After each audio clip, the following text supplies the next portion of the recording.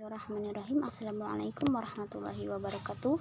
Alhamdulillahirrabbilalamin wa bihi nasta'in ala umuri dunya waddin. Wassalatu wassalamu ala asyrafil anbiya'i wal mursalin sayyidina wa habibina wa syafi'ina wa maulana Muhammadin wa ala alihi wa sahbihi ajma'in, amma ba'd. Pada hari ini saya akan menjelaskan tentang membangun paradigma Qur'ani.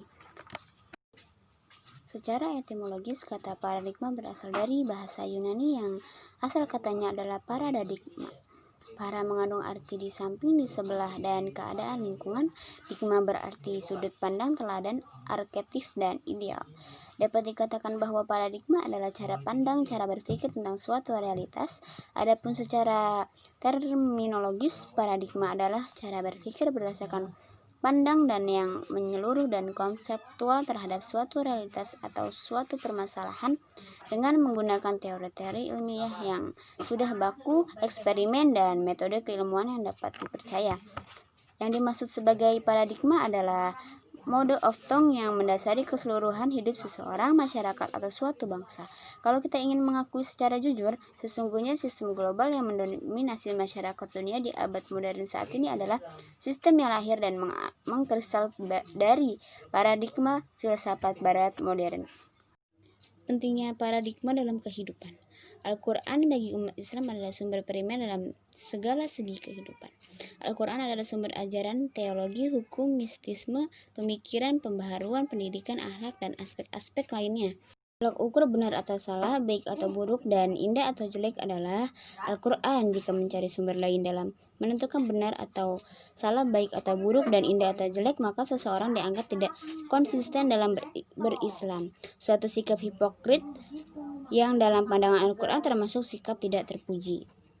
Jadi, paradigma pemikiran Islam sebenarnya harus diorientasikan untuk membangun manusia seutuhnya atau insan kamil. Manusia seutuhnya ini dalam aktualisasinya diberi predikat mutakin, yaitu orang-orang yang senantiasa menyerahkan diri kepada Allah dan melakukan kebijakan-kebijakan di dunia, baik secara individual maupun sosial, seperti Quran Surat Al-Baqarah ayat 5 di bawah ini. Bismillahirrahmanirrahim.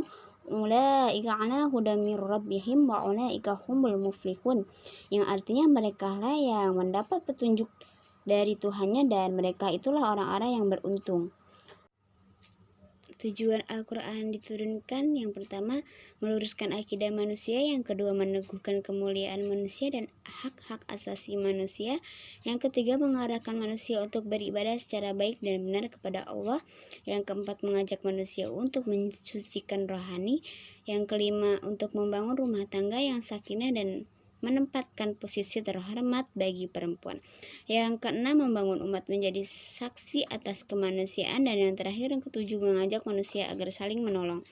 Selanjutnya, konsep dasar Al-Quran. Al-Quran adalah firman Allah Subhanahu wa Ta'ala yang diturunkan kepada Nabi Muhammad SAW yang dapat menjadikan sarana beribadah dengan membacanya. Dengan definisi tersebut, firman Allah yang diturunkan kepada Nabi selain Nabi Muhammad SAW tidak dinamakan Al-Quran, tetapi dinamakan dengan hadis qudsi. Dan Al-Quran adalah sebagai petunjuk bagi umat manusia, sebagaimana dijumpai dalam Quran Surat Al-A'raf ayat ke-37.